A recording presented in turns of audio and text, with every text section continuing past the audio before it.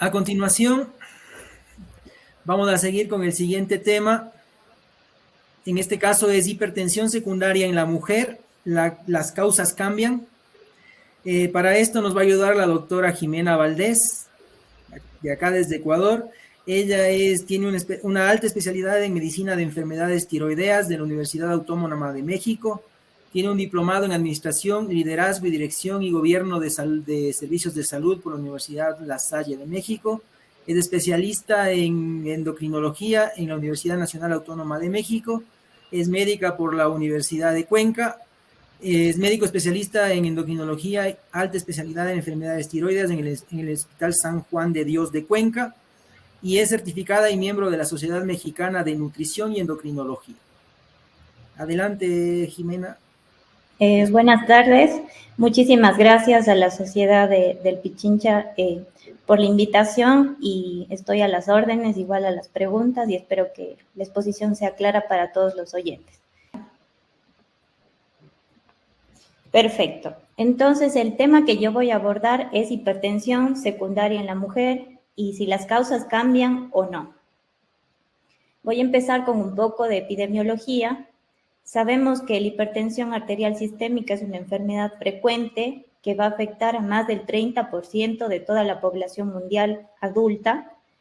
En Ecuador, según reportes del ENSANUD 2012, la prevalencia de hipertensión en la población es de 18 a 59 años, va en 9.3%. Es más frecuente en hombres que en mujeres, vemos un 11.2 versus un 7.5%. Se sabe que es un factor de riesgo prevenible de muerte prematura y discapacidad en todo el mundo. Y con respecto a la hipertensión secundaria, la prevalencia va a ir del 5 al 15% de toda la población hipertensa. Esta reacción la encontré en un artículo francés del año 2019, en donde reporta que las dos principales etiologías de hipertensión secundaria en mujeres en edad fértil son el hiperaldosteronismo primario y la displasia fibromuscular renal. Por lo tanto, en estos dos temas me voy a enfocar en esta charla. ¿Cómo debe ser el escrutinio de hipertensión secundaria en mujeres o en quienes voy a sospechar? En pacientes mujeres menores de 40 años que tengan hipertensión arterial, o pacientes que permanezcan hipertensas durante al menos 3 meses posteriores al parto, o pacientes mujeres que tengan hipertensión severa o grado 3, es decir, una tensión arterial, la sistólica sobre 180 y la diastólica sobre 120. ¿Y cuáles son los datos que me van a permitir sospechar en hipertensión secundaria en general? Un paciente que previamente estuvo controlado, pero que tuvo elevación aguda en los valores de presión arterial o presentó crisis hipertensiva. Paciente que tenga hipertensión arterial severa, como les comenté. Pacientes también que tengan hipertensión arterial resistente, que esta se define a un paciente que usa más de 3 fármacos antihipertensivos y dentro de ellos está incluido un diurético. Paciente que sea menor de 30 años y no tenga factores de riesgo asociados como obesidad, la raza, antecedentes familiares o uso de tabaquismo. Pacientes que también tengan hipertensión maligna o severa y esta esté asociada a daño de órgano blanco, como es hemorragia retiniana, papiledema, insuficiencia cardíaca, alteración neurológica o enfermedad renal aguda. Y pacientes que tengan hipertensión de inicio antes de la pubertad. El abordaje inicial primero debe consistir en verificar las mediciones de presión arterial y que el paciente presente la elevación constante, pero previamente haya estado en reposo, no haya hecho ejercicio, no haya comido, porque todo esto puede modificar los niveles de presión arterial. También se debe descartar que el paciente no tenga un consumo excesivo de sodio en la dieta, es decir, no consuma más de 2.4 gramos por día. Además, que el paciente no consuma alcohol más de 300 gramos por semana y que el paciente no esté usando fármacos, porque como podemos ver en esta lista, hay algunos fármacos que pueden elevar la presión arterial, como el uso de antimicóticos, el ketoconazol, antiinflamatorios que son muy usados en nuestros pacientes, los inhibidores de la COX-2, los AINES, el uso de herbolaria como efedra o efedrina, las drogas ilícitas como cocaína, anfetaminas, fármacos psiquiátricos, carbamazepina, antidepresivos tricíclicos o antipsicóticos como el litio. En el caso de las mujeres en edad fértil también se debe estudiar o descartar que la hipertensión no sea secundaria al uso de anticonceptivos orales o andrógenos. También los esteroides como metilprednisolona o prednisona también pueden elevar la presión arterial, y el uso de descongestivos, los antigripales o pastillas para adelgazar también pueden elevar la presión arterial. Entonces, primero debemos descartar otras causas. Si nosotros realizamos el abordaje de hipertensión secundaria según la edad de nuestros pacientes, en niños vamos a investigar, o a determinar si no existe alguna alteración parenquimatosa renal de tipo congénita, o también en caso cardíaco como la coartación de la aorta, o en adolescentes que el paciente no presente enfermedad o alteración tiroidea. En los grupos o adultos jóvenes o adultos de edad media, igual vamos a sospechar en enfermedad tiroidea, la estenosis de arteria renal, como les dije, la displasia fibromuscular, que les voy a abordar posteriormente, y pacientes adultos de edad media. Ahí vamos a enfocarnos en causas de tipo más endocrinológico, como es el hiperaldosteronismo, la enfermedad de Cushing, el feocromocitoma y la enfermedad tiroidea, que también es muy frecuente en este grupo etario. En caso de adultos mayores y mayores a 65, vamos igual a sospechar en estenosis de arteria renal, pero de tipo aterosclerótico, enfermedad renal crónica y también el hipotiroidismo. También según los signos y síntomas nos van a sugerir alguna causa específica. Por ejemplo, en caso de sospecha de estenosis de arteria renal, el examen físico y los exámenes de laboratorio van a ser muy relevantes, como el caso de auscultar un soplo renal o de que exista un incremento de creatinina en más de un 50% después de haber iniciado fármacos antihipertensivos como YECA o ARA2, que el paciente presente hipertensión moderada severa y en caso de realizar un ultrasonido se encuentra un riñón pequeño unilateral. En caso de hiperaldosteronismo, que vamos a abordar más a detalle, los pacientes van a tener hipertensión severa o resistente al tratamiento asociada a hipocalemia y debilidad muscular. Entonces, eso nos va a orientar clínicamente para sospechar en esta patología. La apnea obstructiva del sueño también es una patología frecuente a mencionar, y estas son algunas de las manifestaciones clínicas, pero enfocándonos en el feocromocitoma, los pacientes pueden presentar ruboración y la tríada clásica, que es diaforesis, palpitaciones y cefalea. La presión que el paciente puede presentar hipertensión, que la misma que es lábil, o también hipotensión ortostática y síncope. Estas manifestaciones nos pueden orientar clínicamente en sospecha de un feocromocitoma.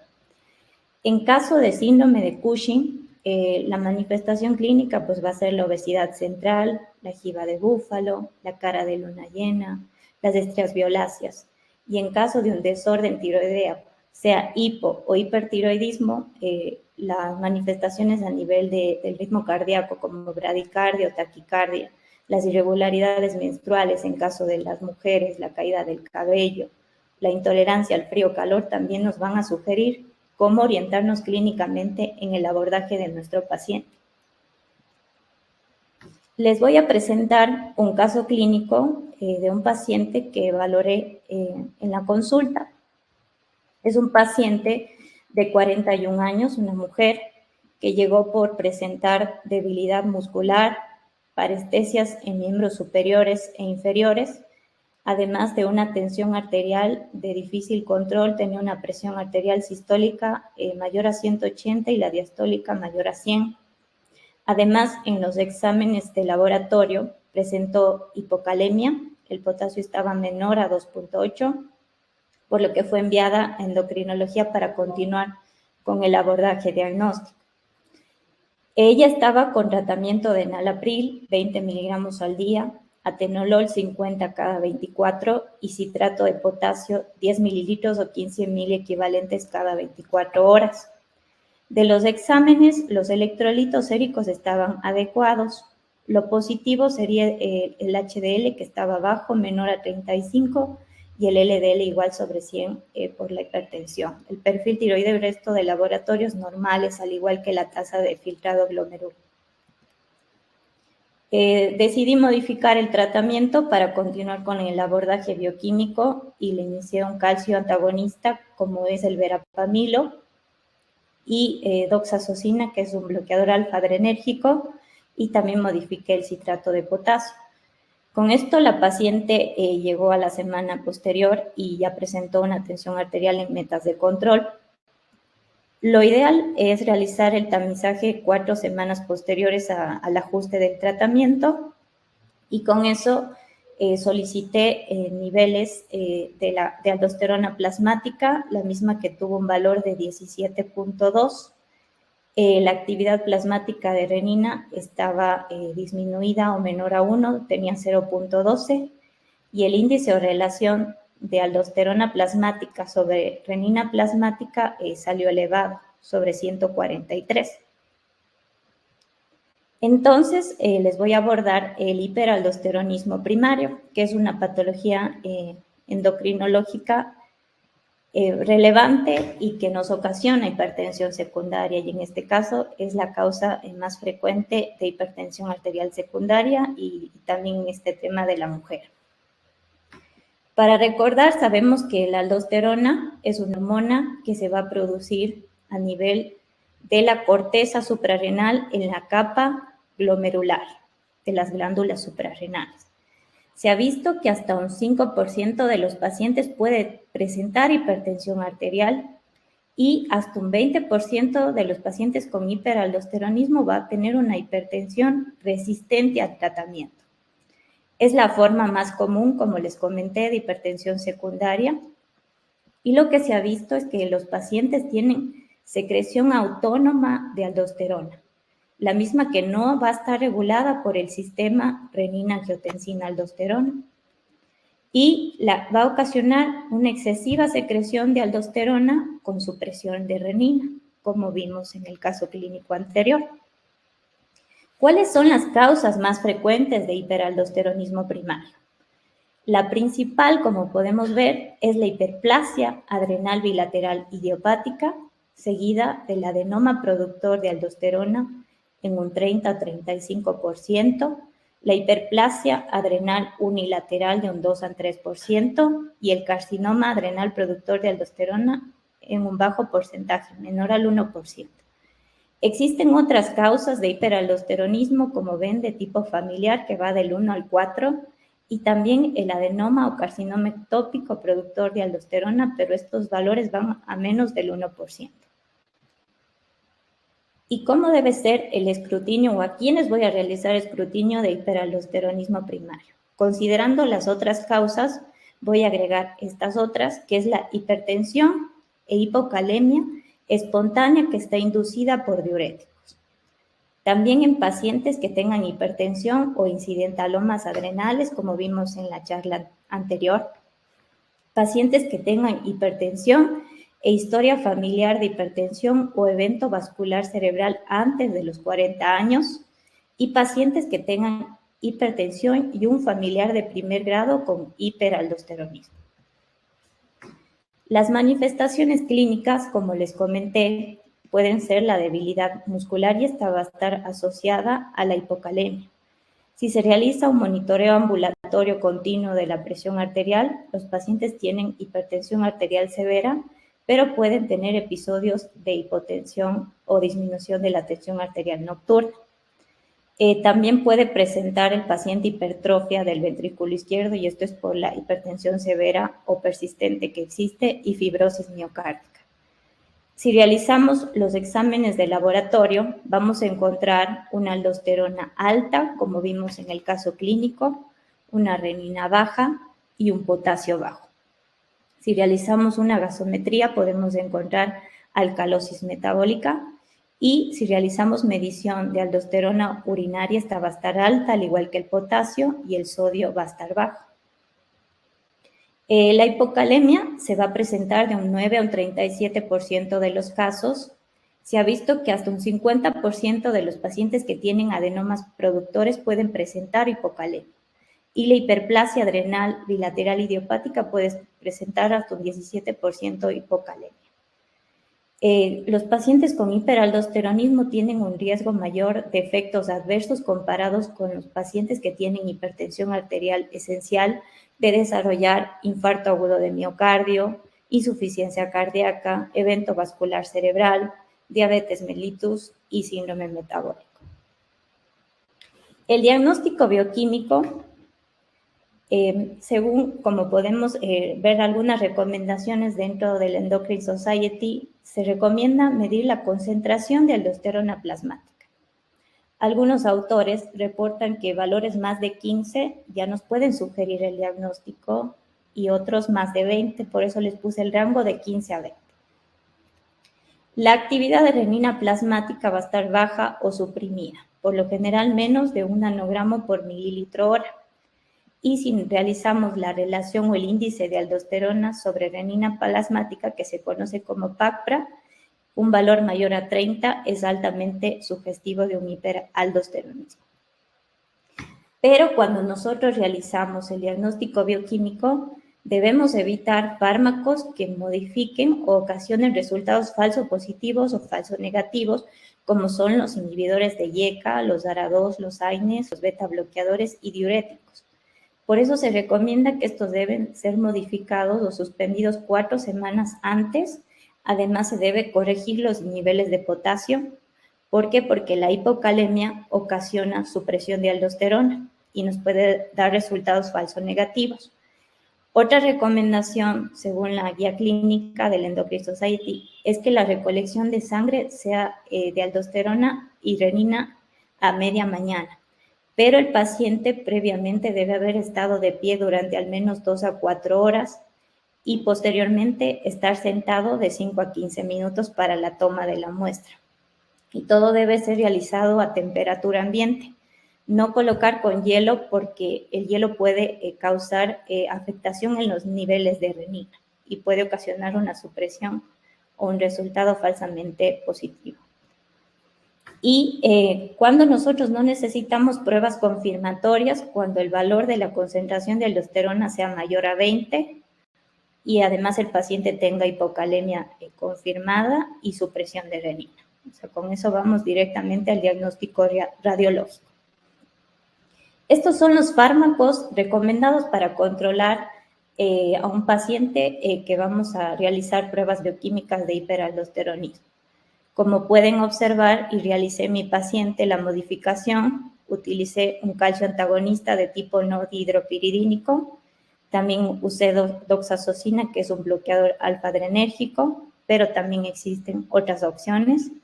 Entonces, eso siempre es recomendado y como les había dicho, idealmente 4 semanas antes de los estudios bioquímicos. Las pruebas confirmatorias, existen algunas pruebas, les voy a nombrar. Una es el test de infusión de solución salina, en donde se diagnostica o se confirma cuando el valor de aldosterona es más de 10. El test de sobrecarga oral de sal, en donde la aldosterona mayor a 12 también nos ayuda a confirmar el diagnóstico.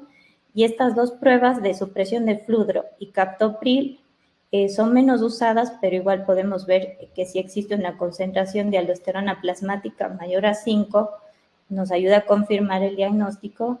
Y en el caso del test de supresión de captopril, si a las 2 horas hay una supresión menor al 30% de la concentración de aldosterona, también nos ayuda a confirmar el diagnóstico. El diagnóstico radiológico, el estudio de elección es una tomografía computarizada de suprarrenales. Lo ideal es que sea una tomografía o un tomógrafo de alta resolución para poder observar sobre todo los adenomas que son menores a 2 centímetros. Y en caso de que exista en el diagnóstico tomográfico el reporte de hiperplasia suprarrenal bilateral, pues lo ideal es realizar un estudio de cateterismo de las venas suprarrenales derecha e izquierda para ver a qué lado está la mayor concentración o mayor producción de aldosterona. Les muestro la imagen de mi paciente en donde se puede observar el adenoma suprarrenal del lado izquierdo. Además tiene un quiste renal. Entonces, ¿cuál es el tratamiento de elección? El tratamiento de elección en caso de un adenoma es la suprarrenalectomía laparoscópica unilateral, pero para pacientes que tienen un adenoma suprarrenal e hiperplasia suprarrenal unilateral. Es importante recalcar esto. Las formas unilaterales de hiperaldosteronismo pueden ser curativas de un 50 a un 60%. Se observó en un estudio de 705 pacientes que fueron sometidos a adrenalectomía unilateral que el 94% de los pacientes logró un éxito bioquímico completo y solamente un 37% logró un éxito clínico completo.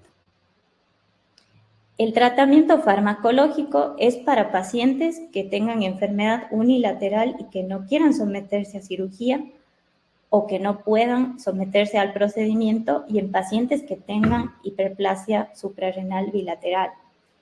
En este caso se recomienda el tratamiento con agonistas del receptor de mineralocorticoides, como es la espironolactona. Se ha visto que es más efectiva en control de presión arterial en comparación a otro agonista que es la eplerenona.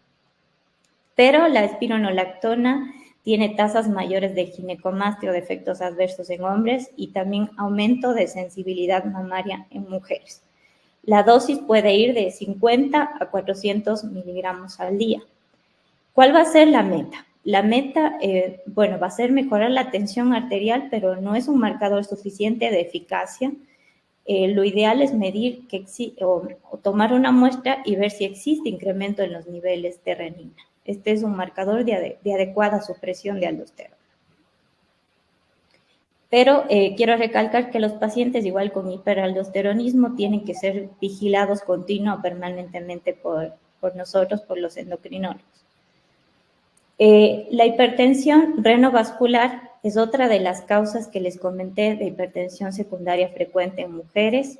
Está causada por una enfermedad oclusiva y progresiva de la arteria renal.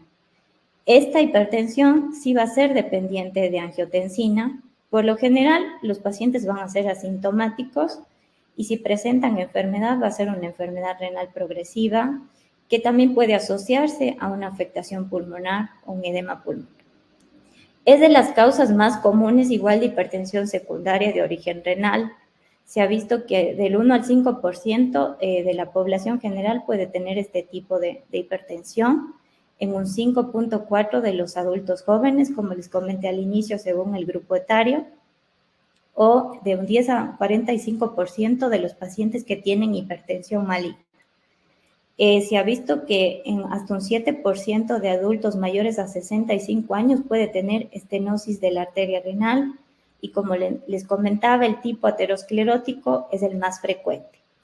En este gráfico podemos ver las causas de hipertensión renovascular y su frecuencia.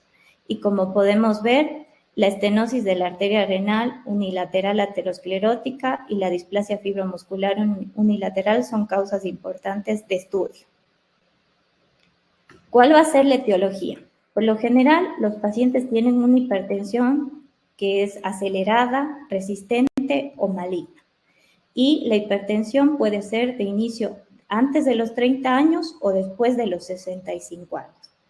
Y el paciente va a tener deterioro de la función renal si se usan antihipertensivos como inhibidores de la enzima convertidora de angiotensina y ARA2. Y si realizamos un ultrasonido renal, que es el primer estudio de elección, vamos a encontrar riñones asimétricos con diferencia de más de 1.5 centímetros y además disminución de la función renal.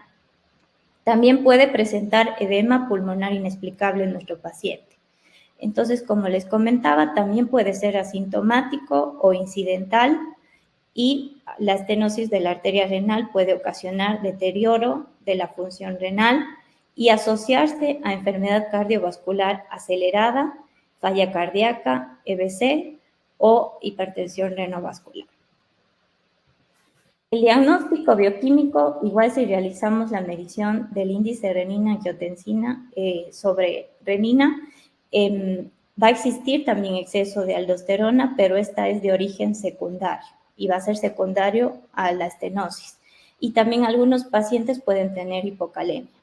Si se realizara medición de los niveles de renina a nivel de la vena renal, estos pueden estar elevados en el paciente que tiene el riñón estenótico y bajos en el riñón contralateral.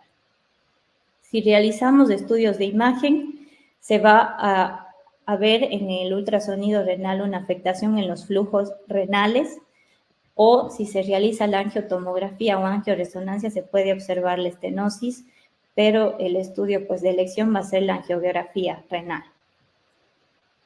El tratamiento de estos pacientes es con bloqueadores del sistema renina-angiotensina-aldosterona, además un control adecuado de lípidos, sobre todo en los pacientes que tengan o mayores de 65 años que tengan estenosis de la arteria renal de tipo aterosclerótico.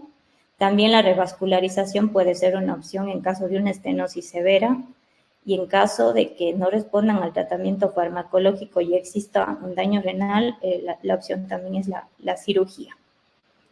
Y eso es lo que les puedo comentar. Muchísimas gracias de las dos causas más frecuentes de hipertensión secundaria en la mujer.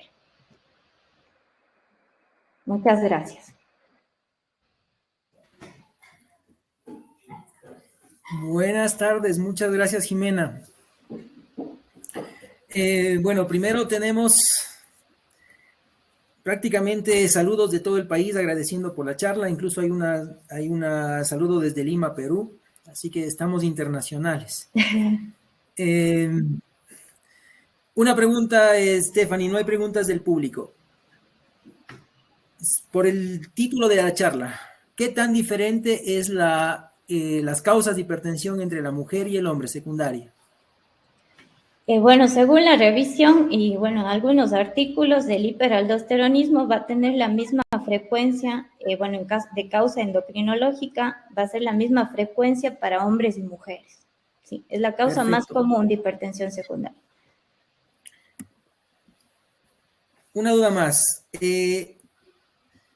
Algunos países que no disponen de captopril suelen realizar un test de losartán. ¿Qué opinión tienes al respecto? Bueno, yo pienso que no he usado, la verdad, pero pienso que tendría la misma validez porque igual es un inhibidor de la enzima convertidora de angiotensina. Creo que no habría contraindicación en usarlo. Yo tampoco lo he usado, pero está descrito por ahí, me pareció interesante. Tenemos saludos también desde Argentina. Muchísimas gracias, Jimena. Muy clara la charla, muy explicativa. Me parece que todos debemos haber entendido claramente lo que trataste de informar. Gracias. Bueno, muchísimas gracias a todos y a las órdenes. Hasta luego.